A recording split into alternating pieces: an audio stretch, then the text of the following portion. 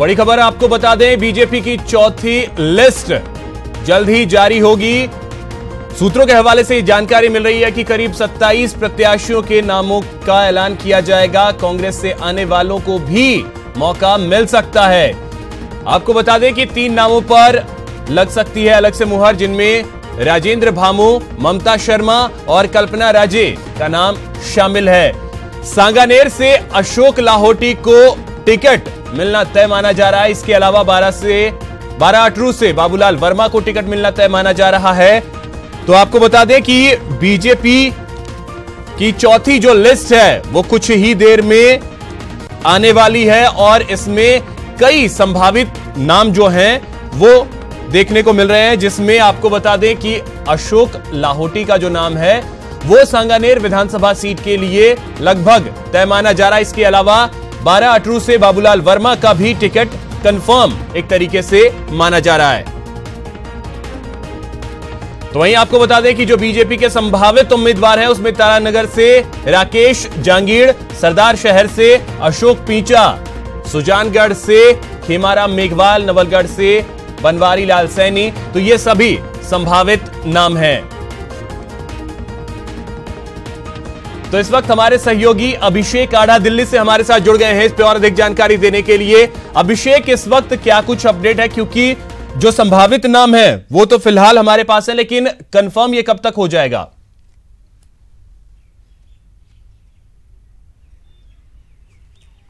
देखिए अभिषेक, मैं बताऊं आपको कि बीजेपी का 30 सीटों को लेकर अभी भी फेर फंसा हुआ है। 30 सीटों पर उन्हें नाम अनाउंस करने हैं, लेकिन संभावितों की सूची न्यूज़ 18 के पास आ गई है। जो नाम कुछ ही देर में जो लिस्ट जारी होगी। अभी लगातार बैठकों का दौर चल रहा है जयपुर में। कोर कमेटी जो है वो लगातार मंत्रणा कर रही है, लगातार बात कर रही है, लेकिन 27 से कुछ नाम, करीब 26 नाम जो है वो कन्फर्म हो गए हैं, जिनमें से 3 नाम जो है वो ऐसे हैं जो कांग्रेस से आने के बाद में, कांग्रेस से वो जब ऑफिशियली वो रिजाइन करके आ जाएंगे तो उसके बाद उनको सदस्यता दिलाने के बाद में उनको जो टिकट का ऐलान होगा। इसमें 3 नाम हैं।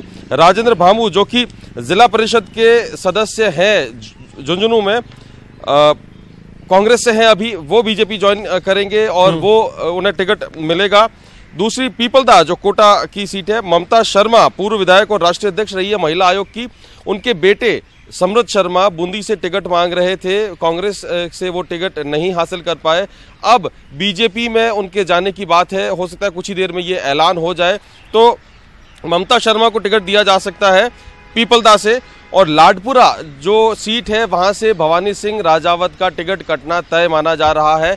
सीएम से उनके जो रिश्ते थे वो तल्ख थे और पिछले अपना ये जो कार्यकाल था उनका, उसमें वो अपने कई बयानों की वजह से विवादित रहे थे। खासतौर से कोटा एयरपोर्ट को लेकर जो उन्होंने बयान दिया था कि अगर कोटा से रेगुलर फ्लाइट्स चालू नहीं हुई तो मैं यहाँ पर पीएम का विमान भी लैंड नहीं होने दूंगा। केंद्रीय नेतृत्व से लेके मुख्यमंत्री वसुंधरा राजे तक तमाम लोग उनसे नाराज थे और उसी नाराजगी में अब उनका टिकट कटना तय माना जा रहा है। कल्पना राजे, जो कि इजराज सिंह पूर्व सांसद जो हैं कोटा के, उनकी पत्नी है और उनको टिकट ये दिया जा सकता है। सुबह से हम लगातार बता रहे हैं कि कल्पना राजे को टिकट मिल सकता है न्यूज़ 18 के दर्शकों को। उसके अलावा मैं आपको बताऊं कि तारानगर से राकेश जांगीड़, जो कि म्युनिसिपल कॉरपोरेशन तारानगर के चेयरपर्सन है, उनको टिकट दिया जाना है। सरदार शहर से अशोक पींचा, जो पूर्व विधायक भी हैं, पहले विधायक रह चुके हैं, उनका नाम लगभग फाइनल कर लिया गया है, कुछ ही देर में अनाउंसमेंट होने वाला है। सुजानगढ़ से जो वर्तमान मेघवाल है, वर्तमान विधायक है खेमाराम मेघवाल, वो अपनी सीट बचाने में कामयाब रहे हैं। नवलगढ़ में बनवारी लाल सैनी, जो कि जिला उप प्रमुख, जिला परिषद में उप जिला प्रमुख हैं, उनको टिकट मिल सकता है।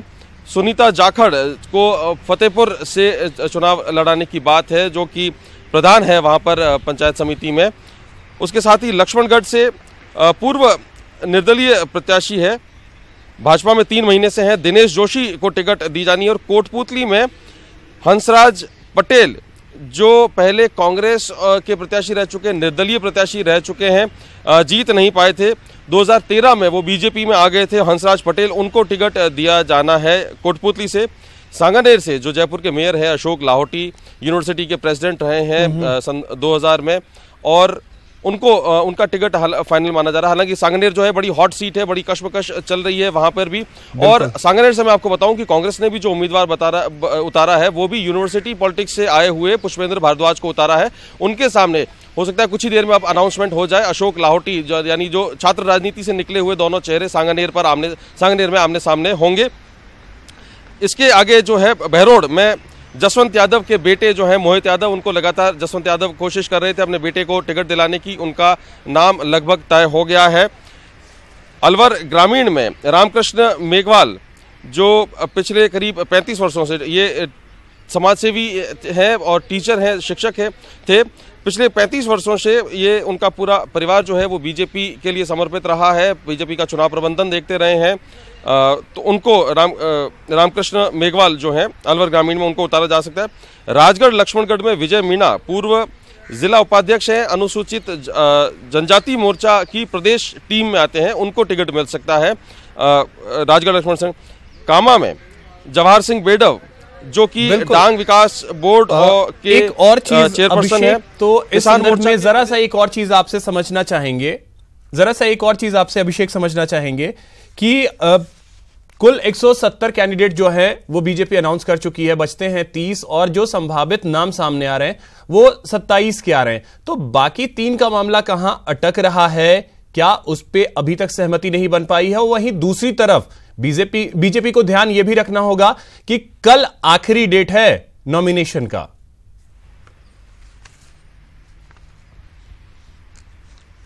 बिल्कुल कल आखिरी डेट है। कांग्रेस जो है वो भाप के इंजन की तरह, कछुआ चाल की तरह बिल्कुल धीरे धीरे उन्होंने अपना रिजल्ट, ये जो लिस्ट है जो वो अनाउंस करना शुरू किया था। लेकिन अब कांग्रेस जो है वो सभी सीटों, एक सीट को छोड़कर सब 199 सीटों पर अनाउंस कर चुकी है।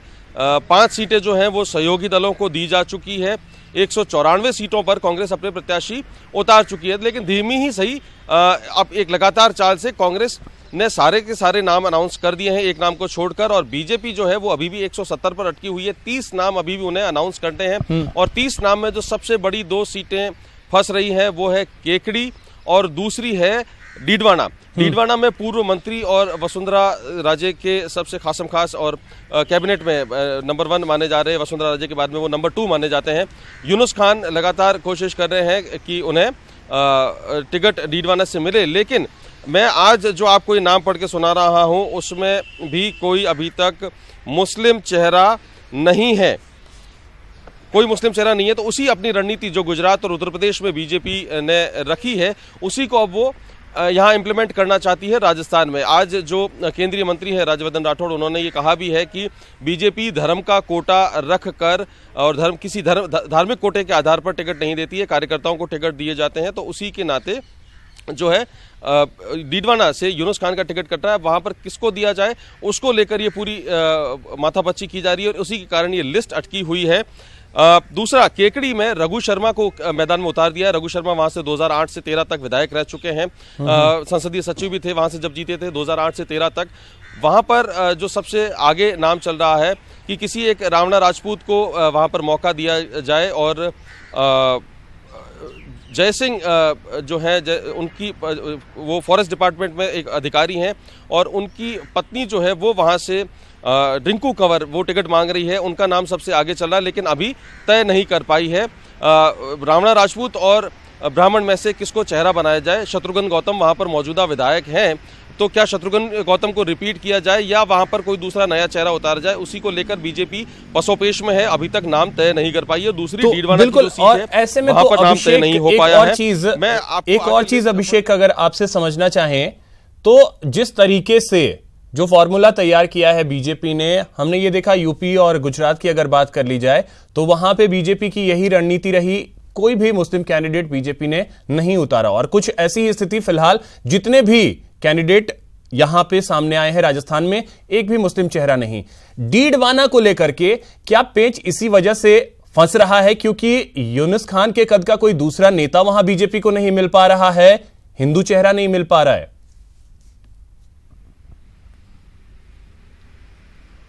डीडवाना में यूनुस खान को टिकट न देने के पीछे दो वजह है। सबसे बड़ी वजह, बीजेपी इन चुनावों में कोई भी मुस्लिम चेहरा नहीं आगे रखना चाहती है। किसी भी मुस्लिम प्रत्याशी को या किसी मुस्लिम कार्यकर्ता को जो बीजेपी से जुड़ा हुआ है उन्हें टिकट नहीं देना चाहती है। कांग्रेस जो है वो अब तक 15 मुस्लिम चेहरे मैदान में उतार चुकी है।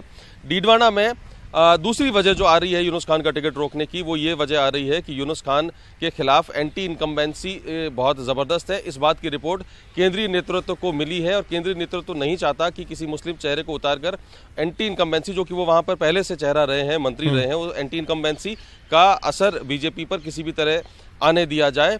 और वहाँ पर दूसरा जो चेहरा है वो मिल नहीं रहा है बीजेपी। और सबसे इंपॉर्टेंट चीज़ की वसुंधरा राजे जो है वो यूनुस खान के नाम पर अड़ी हुई है। विचार ये भी किया जा रहा है कि उन्हें टोंक से उन्हें लड़ाया जाए अजीत मेहता की जगह, लेकिन अजीत मेहता किसी भी कीमत पर अपना टिकट जो है वो सरेंडर करने के इच्छुक नहीं है। तो ये एक बड़ा पेच फंस रहा है टोंक और डीडवाना की यूनुस खान को कहां से लड़ाया जाए। एक मैं आपको आगे जानकारी दूं कि ये जो लिस्ट हमारे पास संभावितों की अभी आई है जो प्रत्याशी हो सकते हैं, उसमें सुमेरपुर से मदन राठौड़ का नाम गायब है। मदन राठौड़ का नाम कट सकता है, लेकिन मदन राठौड़ की जगह उनके जो चहेते हैं जोराराम कुमावत, उनका नाम हम सुबह से लगातार चला रहे हैं, कल शाम से चला रहे हैं कि जोराराम कुमावत चेयरपर्सन है नगरपालिका सुमेरपुर के और खासम खास माने जाते हैं जो मौजूदा विधायक हैं मदन राठौड़ उनके। तो जोराराम कुमावत को टिकट मिलना तय है सुमेरपुर से। मदन राठौड़ की टिकट कट रही है। एक कुमावत चेहरा जो बिल्कुल वहाँ पर आसपास दो सीटें हैं, वहाँ पर सुमेरपुर और शिवगंज लगती हुई सीटें, शिवगंज सिरोही पे भी कांग्रेस ने कुमावत कैंडिडेट उतारा है और बीजेपी जो है वो अब सुमेरपुर में कुमावत कैंडिडेट उतारने की तैयारी कर रही है। नाम उनका फाइनल हो चुका है। जो ओबीसी के वोट बैंक है उसमें सेंध लगाने की ये कोशिश है। और बिल्कुल अभिषेक, तो ये जो है फिलहाल लोगों को इंतजार है कि ये बीजेपी की जो चौथी लिस्ट है वो कितने देर में आती है। आप नजर बनाए रखें। बहुत बहुत शुक्रिया फिलहाल इन तमाम जानकारियों के लिए और इन तमाम विश्लेषण के लिए। तो आपको बता दें कि बीजेपी की चौथी लिस्ट जो है वो कुछ ही देर में अनाउंस भी होने वाली है। इसी बीच एक और बड़ी खबर आपको बता दें बीकानेर से है, जहां पर बीकानेर की राजनीति में बड़ा उलटफेर देखने को मिला है। 3 दिन पहले कांग्रेस में शामिल हुए कन्हैयालाल झंवर का टिकट कट गया है। पहले उन्हें टिकट दिया गया लेकिन उनका टिकट कट गया है। अब कन्हैयालाल झंवर के नोखा से चुनाव लड़ने की यह संभावना जताई जा रही है। कन्हैयालाल झंवर जो हैं वो नोखा से चुनाव निर्दलीय के तौर पे लड़ सकते हैं। ये स्थिति अब सामने आ रही है। तो आपको बताएं कि बीकानेर में काफी उलटफेर की स्थिति देखने को मिल रही है। बीडी कल्ला का टिकट कटता है लेकिन उसके बाद उनके समर्थक सड़कों पे उतरते हैं। उसके बाद उनका टिकट जो है आज की लिस्ट में फिर से पक्का किया जाता है और वहां से गहलोत को भेजा जाता है बीकानेर पूर्व। वहां से कन्हैयालाल झंवर के टिकट को काटा जाता है और अब जो परिस्थिति सामने आ रही है उसमें यह कि नोखा से वो निर्दलीय के तौर पर हुंकार भर सकते हैं और नोखा से आपको बता दें रामेश्वर डूडी को कांग्रेस ने अपना चेहरा बनाया है। तो यही आपको बताएं कि कन्हैयालाल झंवर का टिकट कटने से रामेश्वर डूडी नाराज हो गए हैं। कन्हैयालाल झंवर के लिए रामेश्वर डूडी अड़ गए हैं। उन्होंने भरी सभा में बोला है कि झंवर को टिकट नहीं दिया गया तो वो भी चुनाव नहीं लड़ेंगे। हमारे सीनियर नेता है उनके पास में कि आप यदि इस तरीके से कर दिया, ये बहुत ज्यादा गलत किया है और ये कर दिया वापस रिव्यू नहीं करा और कहीं जी को वहां से टिकट नहीं दी तो रामेश्वर डूडी चुनाव नहीं लड़ेगा। तो रामेश्वर डूडी चुनाव नहीं लड़ेगा, साफ उन्होंने ऐलान कर दिया है। रामेश्वर डूडी चुनाव नहीं लड़ेंगे। नोखा से अगर कन्हैयालाल झंवर का टिकट कटता है तो कन्हैयालाल झंवर का टिकट जो है वो फिलहाल कट चुका है, क्योंकि आज जो कांग्रेस की लिस्ट आई है उसमें फेरबदल किया गया है, जिसके बाद कि ये परिस्थितियां पैदा हुई हैं और ये तमाम परिस्थितियों के बीच नेता प्रतिपक्ष रामेश्वर डूडी ने भरी सभा में कहा है कि वो चुनाव नहीं लड़ेंगे। रवि बिश्नोई इस वक्त हमारे साथ जुड़ गए हैं इस पे और अधिक जानकारी देने के लिए। रवि, जिस तरीके से झंवर का टिकट कटा और उसके बाद रामेश्वर डूडी का नाराज होना, क्या कुछ परिस्थितियों को अब पैदा करेंगी बीकानेर में?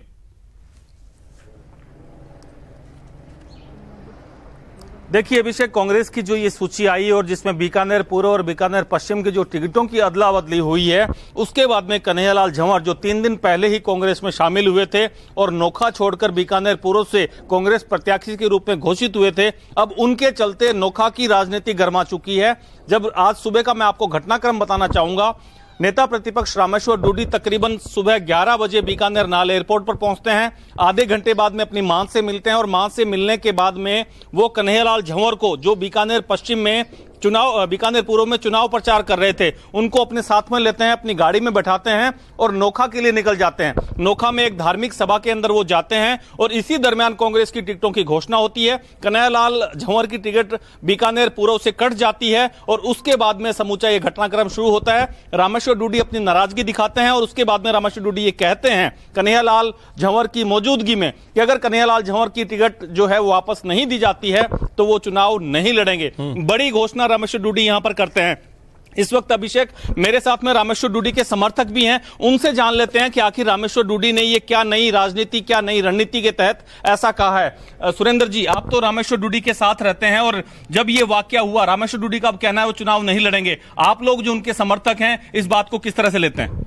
जी, रामेश्वर डूडी साहब, आज तक जो भी कांग्रेस यहाँ बीकानेर में कांग्रेस है उसका प्राय रामेश्वर जी डूडी खुद है।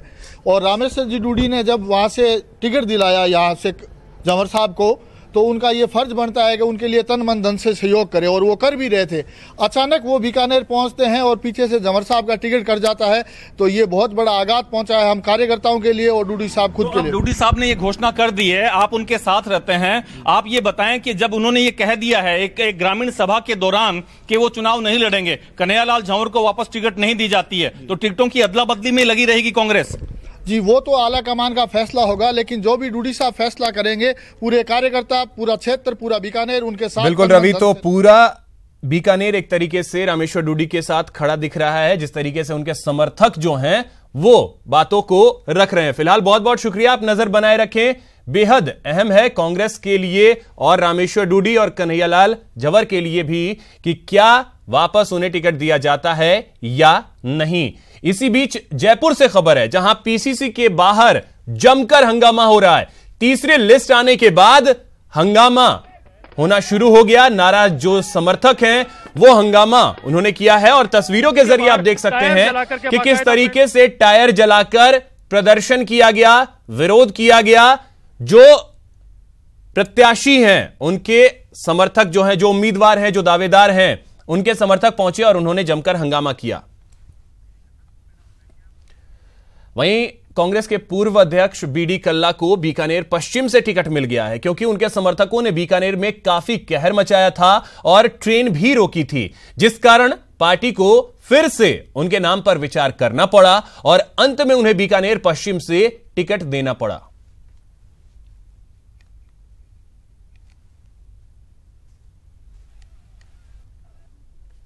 बीकानेर पश्चिम से डॉक्टर बीडी कल्ला को कांग्रेस की टिकट मिली है। पुनर्विचार नाम पर हुआ था और उसके बाद में यशपाल गहलोत जो पहले प्रत्याशी घोषित किए गए थे उनको बीकानेर पूर्व में भेजा और लगातार 3 दिनों से जो इनके समर्थकों ने दबाव जो बना रखा था वो कहीं न कहीं काम आया और इस वक्त बीडी कल्ला हमारे साथ हैं। बीडी कल्ला जी, आपको पुनर्विचार, आप कह रहे थे पहले दिन से ही, आप कह रहे थे कि मैं कांग्रेस से बगावत नहीं करूंगा, आपको हिंट था कि आपके नाम पर पुनर्विचार हो रहा है? निश्चित रूप से हमारी पार्टी के नेताओं से जब हमने अपील की तो उन्होंने कहा कि आपके नाम के ऊपर हम कंसिडरेशन करेंगे। और वैसे भी आप जानते हैं मैं पार्टी का इतना अनुशासित सिपाही हूं कि मुझे पार्टी ने ये 9वीं बार टिकट दिया है, तो मैंने स्पष्ट रूप से, मेरे पास जनता का इधर का उधर का बहुत, मैंने कहा मैं आपको सही बता देता हूं कि मुझे पार्टी टिकट देगी तभी लड़ूंगा, नहीं तो मैं। आपके परिजन कह रहे थे कि आप निर्दलीय के रूप में पर्चा भरेंगे। हमारे परिजन नहीं, परिजनों को लोग उकसा रहे थे, लेकिन मेरे में मैच्योरिटी है। मैंने कल्ला साहब 3 दिनों से जो आपके समर्थक जो है उन्होंने एक तरह से यहाँ पर आपके पक्ष में खूब लामबंद वो लोग हुए, क्या लगता है आपको कांग्रेस आलाकमान ने आपके नाम पर पुनर्विचार क्यों किया? नहीं, शुरू से ही एक्चुअली में क्या है कि पार्टी में एक जो सिद्धांत बन गया था कि मैं 2 बार चुनाव हार गया था, उसके कारण से वो विचार कर रहे थे कि भाई इस मामले में टिकट देवें या नहीं देवें, लेकिन उसके बाद उनको जब ये पता लगा कि जीतने वाला कैंडिडेट है और पार्टी का समर्पित कार्यकर्ता है तो पुनर्विचार करके ये भी बनता है कि 2 बार आरोहों को टिकट नहीं दी जाए। क्राइटेरिया यही था, इस वजह से शायद आपकी टिकट कटी। अब राजस्थान में ऐसे बहुत से और भी लोग होंगे आपके साथ वाले जो लगातार 2 बार हारे हैं, अगर वो विरोध करते हैं तो फिर कांग्रेस कैसे पार पाएगी? आप वरिष्ठ नेता हैं, पीसीसी चीफ रहे हुए। मुझे नहीं मालूम किसको कैसे क्या, ये तो सब हाईकमान की पॉलिसी है, लेकिन कई बार जैसे मध्य प्रदेश में भी जो विनिंग कैंडिडेट हैं उनको रिलैक्सेशन दिया है कांग्रेस नेता। इस वक्त अशोक गहलोत जोधपुर पहुंचे हैं, कुछ कह रहे हैं, वो आपको सुनाते हैं।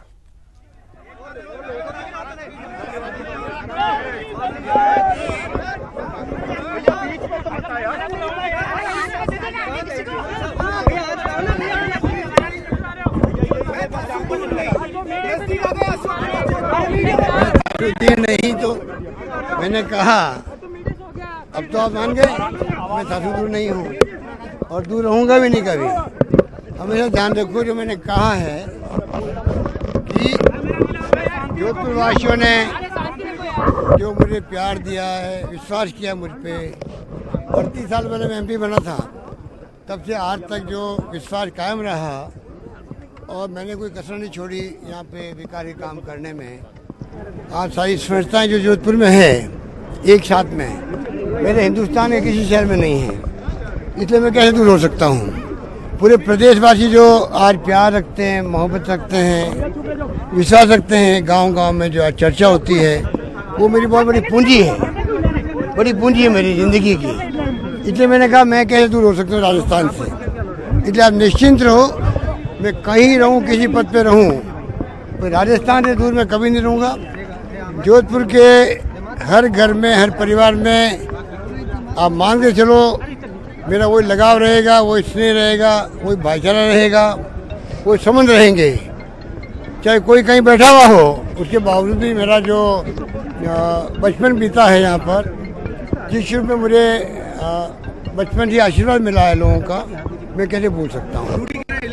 आज भी जो है जिस रूप में मैं देख रहा हूँ जो माहौल, उसमें आप निश्चिंत मान के चलो कि आने वाले वक्त में और हमें सब मिलकर के कैसे जोधपुर में विकास करें। क्योंकि 5 साल तक जो उपेक्षा हुई है, वसुंधरा जी ने जो उपेक्षा की है।